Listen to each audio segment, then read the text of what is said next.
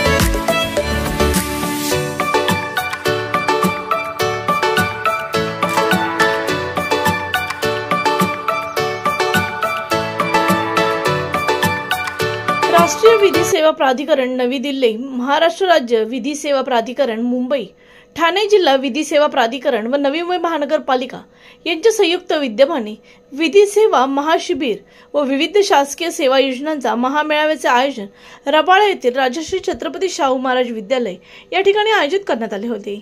यावेळी मुंबई उच्च न्यायालयाच्या न्यायमूर्ती श्रीमती गौरी गोडसे यांच्या शुभ हस्ते विधी सेवा महाशिबिराचा शुभारंभ करण्यात आला. यावेळी ठाणे प्रमुख जिल्हा सत्र व न्यायाधीश श्रीनिवास अग्रवाल, ठाणे जिल्हाधिकारी अशोक शिनगरे, नवी मुंबई महानगरपालिका आयुक्त डॉक्टर कैलास शिंदे, अतिरिक्त आयुक्त सुनील पवार, अतिरिक्त आयुक्त शिरीष अधरवाड, माजी महापौर सुधाकर सोनवणे, नवी मुंबई महानगरपालिकेचे इतर अधिकारी, न्यायाधीश, वकील, विविध प्राधिकरण अधिकारी, कर्मचारी, शिक्षक वर्ग, विद्यार्थी मोठ्या संख्येत उपस्थित होता. यावेळी नागरिकांचे मूलभूत हक्क, महाराष्ट्र शासनाच्या विविध कल्याणकारी योजना यावरती उपस्थित मान्यवरांनी मार्गदर्शन केले.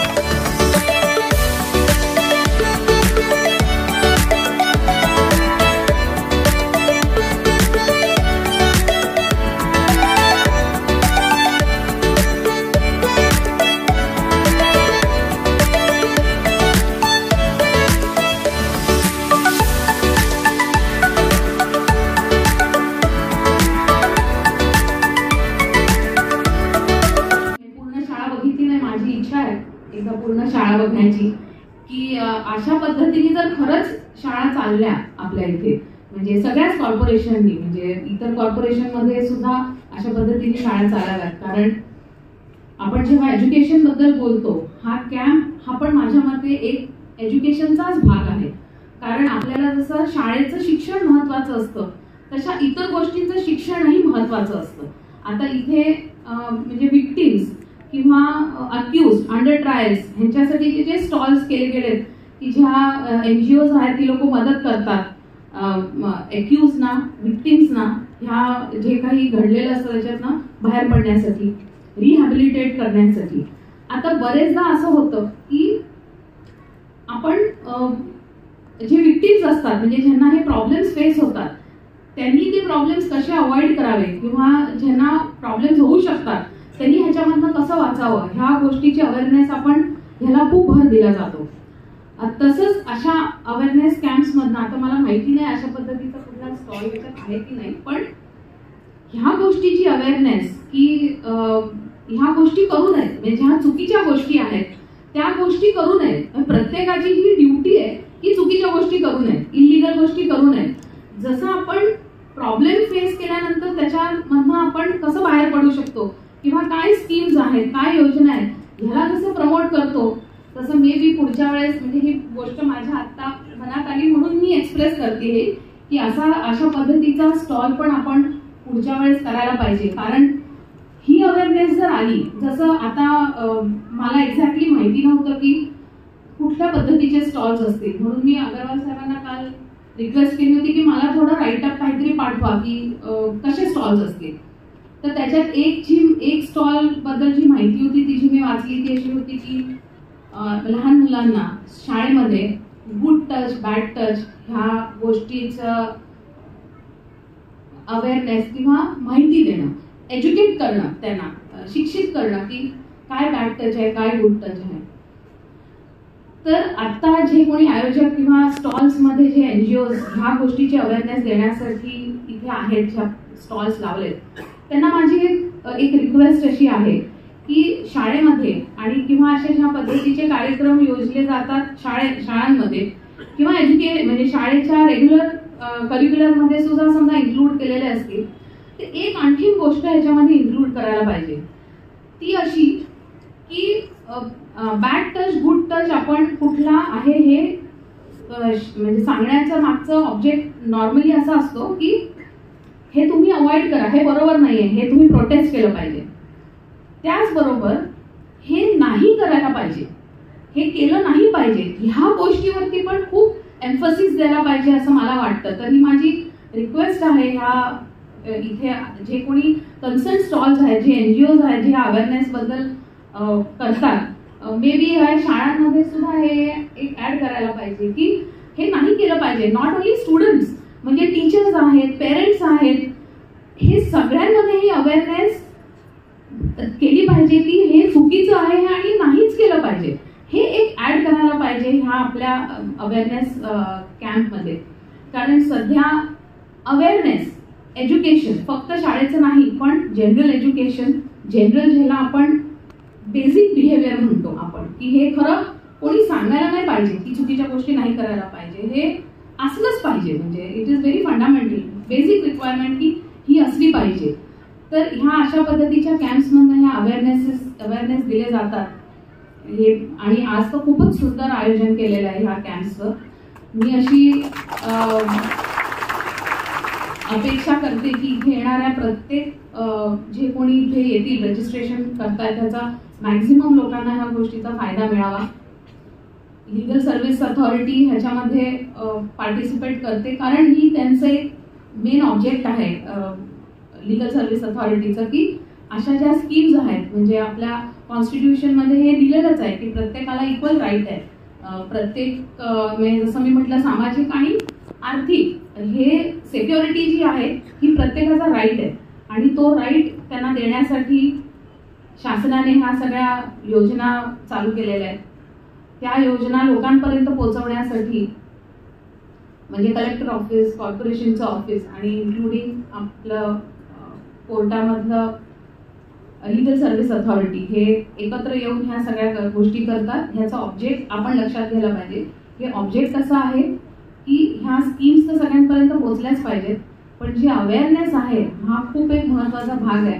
मी अशी अपेक्षा करते की अशा कॅम्प्समधनं ही अवेअरनेस इतकी स्प्रेड व्हावी, इतकी सगळीकडे जावी की विक्टिम्सना कुठल्या तरी प्रकारच्या स्कीम्सची गरज पडू नये.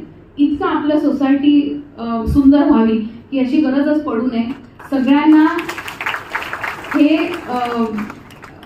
असं म्हणजे आपण, मला तर मराठी शब्द एक्झॅक्टली सापडत नाही, पण असं आतमध्ये इन्कल्केट झालं पाहिजे की सगळ्यांना रुजलं पाहिजे ते आतमध्ये की हे नाहीच करायला पाहिजे, हे चुकीची गोष्ट नाही करायला पाहिजे. तर अशा कॅम्प्समधनं समजा पुढच्या वेळेस आपल्याला असा एक स्पेशल स्टॉल आपल्याला करता आला की विक्टिम्सना बाहेर कसं पडायचं ह्याची मदत करता करता त्याच पॅरलली आपण सगळ्यांना ह्या गोष्टीसाठी शिक्षित करूया की ह्या गोष्टी चुकीच्या आहेत आणि ह्या नाहीच केल्या पाहिजेत. ऍटलीस्ट इथे उपस्थित असलेल्या सगळ्यांना मी अशी रिक्वेस्ट करीन की आज आपण हे एक आपण रिझॉल्युशन म्हणतो तसं आज आपण हे करूया. खरं तर महाराष्ट्र राज्य विधी आणि न्याय विभागाच्या मार्फत हे जे महाशिबिर या ठिकाणी घेण्यात आलेलं आहे त्याला जोड नवी मुंबई महानगरपालिकेच्या विविध योजना, कायदेविषयक योजना या संदर्भातलं माहिती आणि त्याच्याबद्दलची उपलब्धता या संदर्भामध्ये आजचा जो कार्यक्रम होता हा कार्यक्रम खूप छान झाला. छान याच्यासाठी म्हणतो की आजच्या प्रमुख अतिथी उद्घाटक मॅडम गौरी बोडसे आपल्या गोडसे मॅडम यांनी ह्या शाळेचंच नव्हे तर महानगरपालिकेचं कौतुक केलं. महानगरपालिका अशाच पद्धतीने संपूर्ण देशभर जर काम केलं तर खऱ्या अर्थाने शिक्षण आणि शिक्षणाचा प्रसार त्या ठिकाणी होईल आणि त्यामुळे हे एक माणूस कोणी करू शकत नाही, हे टीमवर्क आहे. आणि राजर्षी शाहू महाराज विद्यालय हे एका कष्टकऱ्यांच्या वसाहतीमध्ये आहे. कष्टकऱ्यांच्या वसाहतीमध्ये अशी सुंदर वास्तू असू शकते, अशी सुंदर कामगिरी असू शकते, हे ज्यावेळेस त्यांनी त्यांच्या भाषणामध्ये उल्लेख केला आणि हे उल्लेख केल्यानंतर खऱ्या अर्थाने ही जी आमची टीम आहे ह्या टीमचं कौतुक झालेलं आहे, ह्या टीमवर्कचं कौतुक झालेलं आहे. मी देखील मनपूर्वक ह्या सगळ्या टीमचं आभार मानतो. आणि गोडसे मॅडम न्यायाधीश उच्च न्यायालय यांनी जे गौरवोद्गार काढले त्याबद्दल त्यांचे देखील मनपूर्वक आभार मानतो. अशाच पद्धतीने नवी मुंबई महापालिका आयुक्त शिंदेसाहेब, त्याचप्रमाणे जिल्हा अधिकारी शिंगारे साहेब ह्या दोघांनी देखील शाळेचं कौतुक केलं, महापालिकेच्या योजनांचं कौतुक केलं, परिसराचं कौतुक केलं. त्यांचं देखील मनपूर्वक आभार मानतो. मी जसं आपल्याला सुरुवातीला सांगितलं की हे टीमवर्क आहे. आमच्या टीममध्ये काम करणाऱ्या बऱ्याचशा शिक्षक आणि शिक्षिका आहेत. त्यांच्या मनामध्ये ज्या कल्पना येतात त्या कल्पनांना मूर्तस्वरूप देण्याचं काम या ठिकाणी होतं आहे आणि त्यांना तो सपोर्ट दिला जातो आहे. त्याच्यामुळे हे शक्य आहे. कोणाला क्रीडा, कोणाला खेळ, कोणाला सांस्कृतिक वेगवेगळ्या याच्यामध्ये त्यांचं प्रावीण्य आहे आणि ते प्रावीण्य दाखवण्याची संधी त्यांना इथे मिळते आणि म्हणूनच आज त्याचं कौतुक झालेलं आहे. न्यायाधीश महोदयांनी त्याचं कौतुक केलेलं आहे. अशाच पद्धतीने भविष्यात देखील शाहू पॅलेस हे कौतुकास पात्र अशा पद्धतीनेच काम करेल याच्याबद्दल मला पूर्ण खात्री आहे.